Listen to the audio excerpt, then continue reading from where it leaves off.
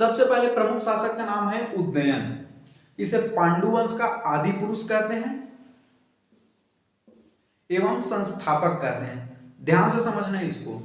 लेकिन उदयन के बारे में आपको यह ध्यान रखना है कि यह पांडुवंश का प्रथम शासक और संस्थापक भी इसे कहते हैं। लेकिन अगर वास्तविक संस्थापक आपसे अगर पूछे गवर्नमेंट एग्जाम में तो वो आएगा इंद्रबल। ठीक है, पहला शासक कौन सा है? उदयन। उदयन को पांडुवंश का आदि पुरुष कहते हैं। आपको किस तरह से पूछ दिया जाएगा पांडुवंश का आदि पुरुष किसे कहते हैं, तो पांडुवंश का आदि पुरुष उदयन को कहते हैं। ठीक है, और इनकी जो जानकारी हमें उदयन की जो जानकारी है किससे मिलती है? कालिंजर अभिलेख से मिलती है। इतना आपको ध्यान में रखना है। अगले शासक का नाम है इंद्रबल। ठीक है, छत्तीसगढ़ में पांडुवंश का वास्तविक संस्थापक अगर पूछे तो वो इंद्रबल है। आपको ध्यान में रखना है, पांडुवंश का संस्थापक अगर ऐसे संस्थापक पूछे तो वो उदयन है, लेकिन अगर पूछे वास्तविक संस्थापक तो वो आएगा इंद्रबल। ठीक है, और जितने भी पांडुवंश से मैं बता रहा हूं that is the most important, कहीं पर इग्नोर मत कीजिएगा। एक एक लाइन एक एक वर्ड सब बहुत ही महत्वपूर्ण है। ठीक है, इंद्रबल जो है छत्तीसगढ़ के पांडुवंश का वास्तविक संस्थापक है। इतना आपको ध्यान में रखना है। इसने सरभपुरी वंश की राजकुमारी लोक प्रकाशा से विवाह किया। ठीक है, तो ये पूछ दिया जाएगा कि इंद्रबल की पत्नी का क्या नाम है, तो इंद्रबल की पत्नी का नाम लोक प्रकाशा है। इतना आपको ध्यान में रखना है। लोक प्रकाशा जो है किस वंश की राजकुमारी है, तो लोक प्रकाशा जो है सरभपुरी वंश की राजकुमारी है। ध्यान में रखना है, एक एक पॉइंट को आपको डीपली ध्यान में रखना है। ठीक है, हिस्ट्री आपको टफ लग सकता है, लेकिन कुछ चीजों को आपको समझ में भी आएगा, कुछ चीजों को आपको याद भी करना पड़ेगा, और यहाँ पर इसके ईयर को कभी कभी रटना भी पड़ सकता है। ठीक है, इतना आपको ध्यान में रखना है। तो आपको ध्यान में रखना है, इंद्रबल जो है पांडुवंश का वास्तविक संस्थापक है। इनकी पत्नी का नाम है लोक प्रकाशा। लोक प्रकाशा जो है सरभपुरी वंश की राजकुमारी थी। आपको ध्यान में रखना है। ठीक है, ऐसे समझना है। ये जो इंद्रबल था पहले सरभपुरी वंश के राजा सुदेव राम ने इसे सर्वाधिकारा के पद पर नियुक्त किया था। आपको ध्यान में रखना है। इंद्रबल जो है सरभपुरी शासक सुदेवराज के सर्वाधिकारा के रूप में नियुक्त थे। आपको ध्यान में रखना है।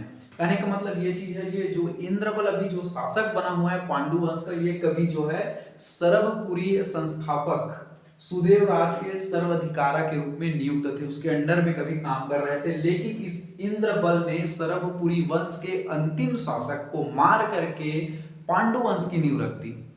ध्यान से समझने इस बात को। ये इंद्रबल थे, इनको किस तरह से पूछ दिया जाएगा, इंद्रबल जो है किस वंश के शासक के यहाँ सर्वाधिकारा के रूप में नियुक्त थे, तो सरभपुरी शासक सुदेवराज के सर्वाधिकारा के रूप में नियुक्त थे। आपको ध्यान में रखना है। ये इंद्रबल जो है सरभपुरी वंश के अंतिम शासक को मार करके पांडुवंश की नींव रखी। आपको ध्यान में रखना है। ठीक है, ये जो इंद्रबल है सरभपुरी वंश के शासक जो है, इसका नाम था प्रवरराज द्वितीय। प्रवरराज द्वितीय की हत्या करके पांडुवंश की नींव रखी थी। आपको ध्यान में रखना है। पहले ये सरभपुरी वंश सुदेवराज के सर्वाधिकारा के रूप में नियुक्त थे, और ये देखना सरभपुरी शासक के अंतिम शासक प्रवरराज द्वितीय को मार करके इन्होंने खुद पांडुवंश की नींव रखी थी। इसको ठीक है। इंद्रबल के 4 पुत्र थे। इनको बहुत बार पूछा जाता है इंद्रबल के पुत्रों की संख्या कितनी, आपको ऑप्शन दे दिया जाएगा 4। इनके नाम बताइए, ऐसा बोल दिया जाता है। तो ध्यान से देखना, इंद्रबल के पुत्र 4 थे। उसका नाम, पहले का नाम था नन्नराज प्रथम। ये जो आई टाइप लिखा है, इनको आई मत समझना, वो प्रथम है। दूसरा है सूरबल, तीसरा है ईशानदेव, चौथा है भवदेव रणकेसरी। ठीक है, इनको बहुत बार पूछा भी जाता है कि भवदेव रणकेसरी की जानकारी हमें किससे मिलती है, तो भवदेव जो रणकेसरी की जानकारी है भांदक शिलालेख से। ध्यान में रखना इस बात को। जो इंद्रबल के पुत्र हैं भवदेव रणकेसरी, इसकी जो जानकारी हमें भांदक अभिलेख से मिलती है। ठीक है, भांदक अभिलेख से मिलती है। अगला ईशानदेव ने, ये जो ईशानदेव हैं जो इंद्रबल के पुत्र हैं, यहां तक ध्यान में कंप्लीट हो गया कि इंद्रबल के 4 पुत्र हैं। चारों का नाम है नन्नराज प्रथम, सूरबल, ईशानदेव और भवदेव रणकेसरी। भवदेव रणकेसरी की जो जानकारी है भांदक शिलालेख से में मिलती है। ठीक है, अब इनके जो पुत्र हैं ईशान देव, इन्होंने खरौद खरौद जो कि वर्तमान में भी जांजगीर चांपा जिला है, ठीक है, ये जो खरौद है जांजगीर चांपा जिले के अंतर्गत आता है। तो ये जो ईशान ने जांजगीर चांपा में लक्ष्मणेश्वर मंदिर का निर्माण कराया, ध्यान में रखना ये लक्ष्मणेश्वर मंदिर, यहां पर ध्यान रखना स्वर लगा हुआ है। एक है लक्ष्मण मंदिर जो कि सिरपुर महासमुंद में है, यहाँ डिफरेंट समझना आप, ठीक है, यहाँ पर जो बोर्ड है फंसाने के लिए दे दिया जाता है। लक्ष्मणेश्वर मंदिर का निर्माण किसने कराया, तो ईशान देव ने कराया, ठीक है। कहां पर है, लक्ष्मणेश्वर मंदिर, खरौद जांजगीर चांपा, स्वर लगा हुआ है, ध्यान में रखना लक्ष्मणेश्वर, लक्ष्मणेश्वर जो मंदिर है खरौद जांजगीर चांपा में, और लक्ष्मण केवल लक्ष्मण बसा है तो वो कहाँ है, सिरपुर महासमुंद में है मंदिर। दोनों का डिफरेंट समझना, लक्ष्मणेश्वर स्वर जिसमें लगा हो ये मंदिर कहाँ है, खरौद जांजगीर चांपा, लक्ष्मण जो मंदिर है सिरपुर महासमुंद में, दोनों का डिफरेंट समझना। तो ईशान देव ने खरौद जांजगीर चांपा में लक्ष्मणेश्वर, स्वर अंतिम में स्वर है, तो इस मंदिर का निर्माण कराया, ठीक है। ये जो लक्ष्मणेश्वर मंदिर है जो खरौद जांजगीर चांपा में, इसे लाखा चाउर के नाम से भी जानते हैं, ठीक है। जितने बता रहा हूं पांडुवंश को लेकर के एक एक लाइन बहुत महत्वपूर्ण है, ठीक है, कहीं पर इग्नोर मत कीजिएगा, कहीं पर नजरअंदाज मत कीजिएगा, ठीक है। तो लक्ष्मणेश्वर मंदिर को लाखा चाउर के नाम से जानते हैं, आपको इतना ध्यान में रखना है। अगला हम बात करेंगे महाशिव तिवरदेव, महाशिव तिवरदेव, अगला जो शासक है महाशिव तिवरदेव, सकल कोसलाधिपति की उपाधि धारण की थी, ठीक है, सकल कोसलाधिपति की उपाधि धारण की थी महाशिव तिवरदेव ने। बहुत बार गवर्नमेंट एग्जाम में किस तरह से पूछा जाता है कि सकल कोसलाधिपति की उपाधि किस शासक ने धारण की थी, तो सकल कोसलाधिपति की जो उपाधि है महाशिव तिवरगुप्त ने धारण की थी, इतना आपको ध्यान में रखना है। ये जो महाशिव तिवरगुप्त है, सॉरी महाशिव जवान बहुत लड़खड़ा रहा है, क्या है, नींद भी बहुत आ रहा है, 2:40 हो चुके हैं रात के, नींद हमें बहुत आ रहा है, लोग आप सो रहे हैं, हम यहाँ पर वीडियो बना रहे हैं आपके लिए। तो हमारा इस YouTube चैनल बनाने का मकसद, वीडियो बनाने का एक मकसद एक ही है कि जो भी बच्चा जो है या जो भी स्टूडेंट है प्रशासनिक सेवा में आना चाहता है, उन्हें हम free of cost video provide करते हैं, क्योंकि आप देखेंगे इन्हीं सब चीज़ों को यूपीएससी का जितने भी सिलेबस हैं या फिर आप कोई भी स्टेट पीएससी की जो तैयारी करते हैं, तो अगर आप बड़े बड़े सिटी में जाते हैं तो आपको 1 साल का लाखों रुपए खर्च आ सकते हैं। आपके रहने खाने का सब मिलाकर अगर बात करें तो 1.5 से 2 लाख रुपए का एक बच्चे का, एक स्टूडेंट का खर्चा आता है। तो हमने इस यूट्यूब चैनल को बनाने का मकसद एक ही है कि जो गरीब बच्चे इस फील्ड में प्रशासनिक सेवा में आना चाहते हैं, उनमें एक जुनून है, उनको हम फ्री ऑफ कॉस्ट वीडियो के माध्यम से हम अपने यूट्यूब चैनल पर प्रोवाइड करें। हमारा एक ही मकसद है, क्योंकि हमारे मनुष्य के जीवन का कोई ठिकाना नहीं है यहाँ पर, शायद हम कल रहे या ना रहे, लेकिन हमारी ये वीडियो यहाँ पर जिंदा रहनी चाहिए, ताकि जितने भी आने वाली पीढ़ियाँ जो है प्रशासनिक सेवा में आना चाहते हैं, कम से कम उनको फ्री ऑफ कॉस्ट 1 रुपये भी ना लगे और अपने प्रशासनिक सेवा की जो तैयारी है अच्छे से कर सके। उस गरीब माँ बाप की जो बच्चे हैं, जितने भी गरीब माँ बाप के, अगर मेरे वीडियो के माध्यम से अगर ये कुछ पैसे भी बच जाते हैं तो मेरा ये जीवन धन्य है। और जब से हम रात को वीडियो शूट करते हैं तो हम खाना थोड़ा कम खाते हैं। इसका रीज़न ये है कि हम ज़्यादा अगर चावल खा लेते हैं तो हमें नींद आता है, फिर कहीं कहीं वीडियो बनाने में दिक्कत होती है, हमें नींद बहुत आता है, इसलिए हम अपने चावल को भी, रूटीन को भी कम कर दिए हैं चावल का।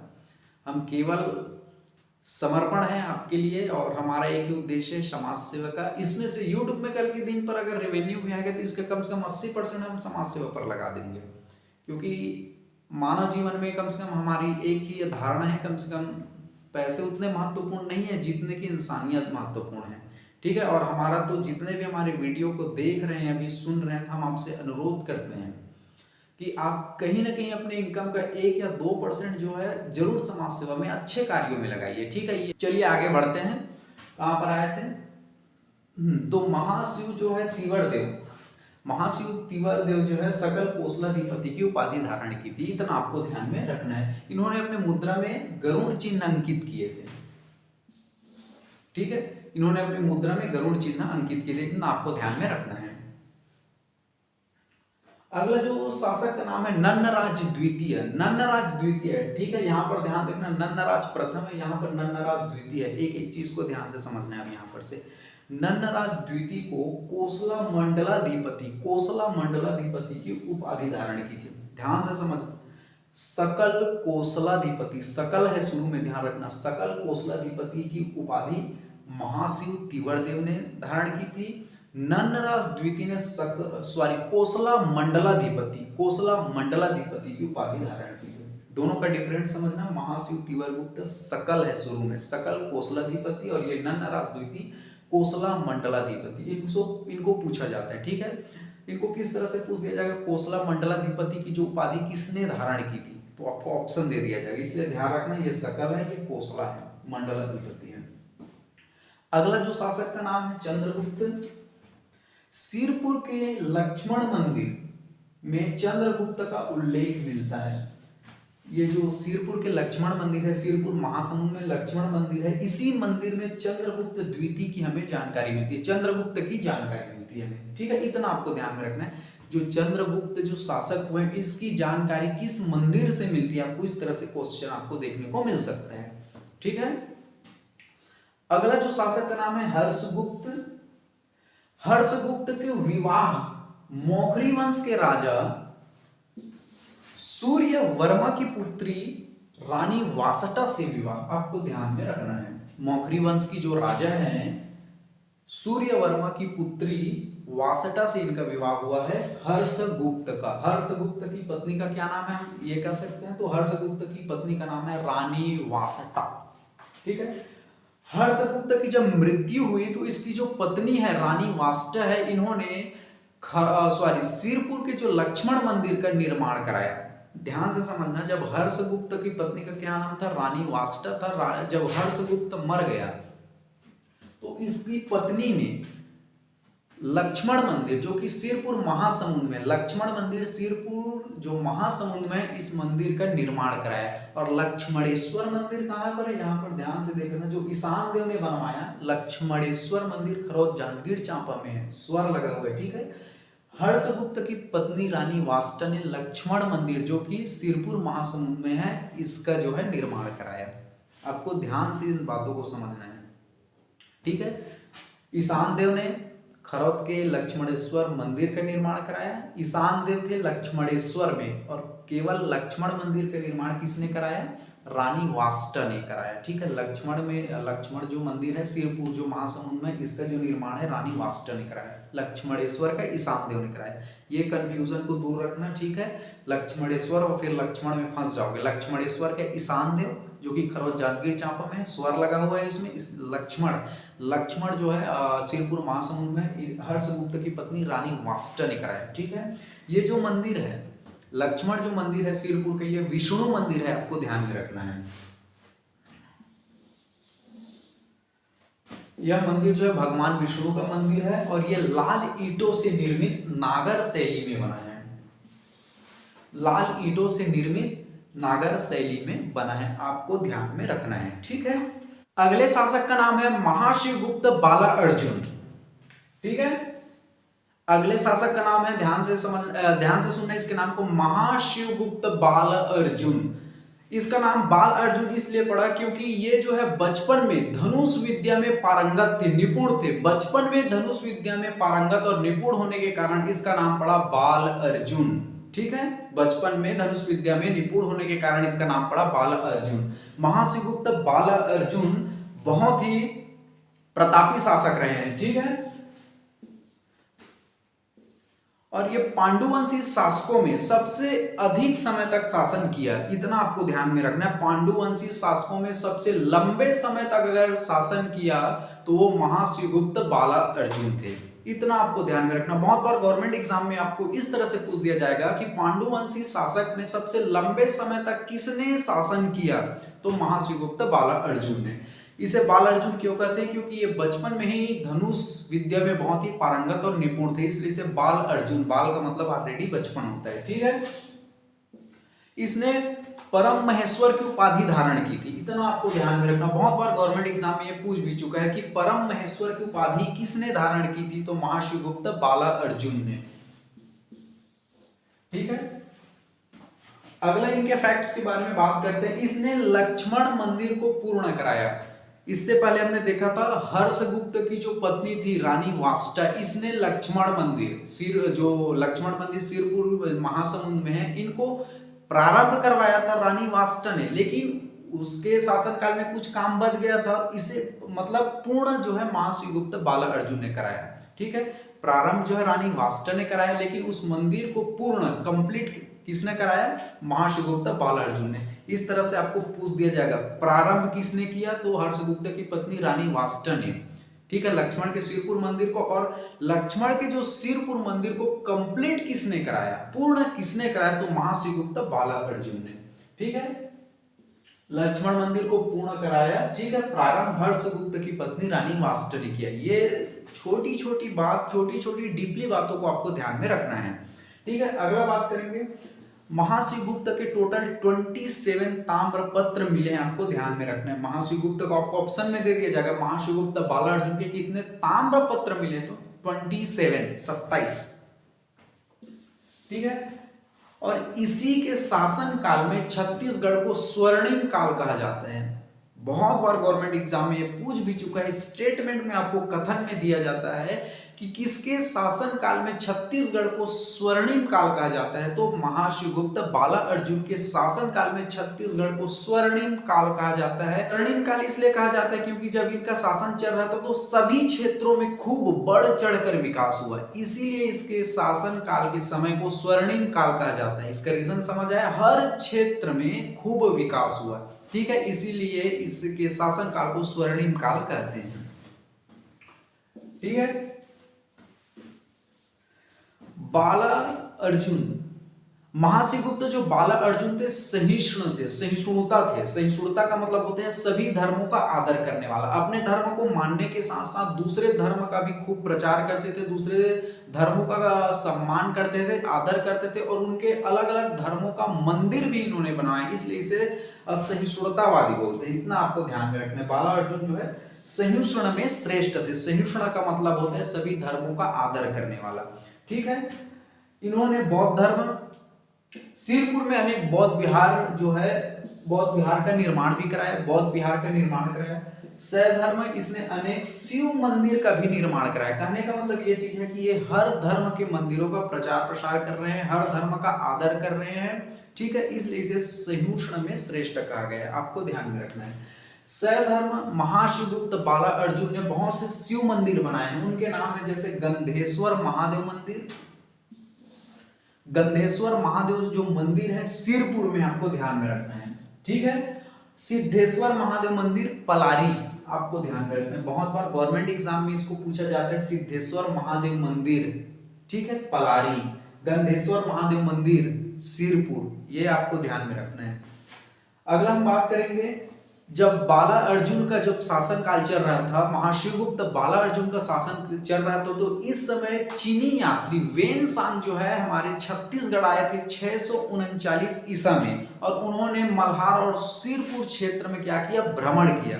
ठीक है, मैं फिर से बता दूं, महाशिवगुप्त बाला अर्जुन का जब शासन काल चल रहा था उस समय चीनी यात्री वेनसांग, चीनी यात्री का क्या नाम था, वेनसांग, बहुत बार पूछा जाता है, चीनी यात्री का क्या नाम था, वेनसांग। 639 ईसा में मल्हार और सिरपुर क्षेत्रों में इन्होंने यात्रा की, और उस समय इनकी जो पुस्तक का नाम है सीयूकी, जो चीनी यात्री का नाम है वेनसांग, इनकी जो पुस्तक का नाम है सीयूकी। ध्यान, बहुत बार गवर्नमेंट एग्जाम में पूछ भी चुका है कि चीनी यात्री का क्या नाम है, वेनसांग, वेनसांग की पुस्तक का क्या नाम है, सीयूकी। और सीयूकी, जो सीयूकी है, इनकी पुस्तक का नाम है सीयूकी, उसमें छत्तीसगढ़ को किस नाम से उल्लेखित किया है, इनकी जो पुस्तक है सीयूकी, इसमें छत्तीसगढ़ को किस नाम से लिखा गया है, तो आपको ध्यान रखना है कियासलो, कियासलो।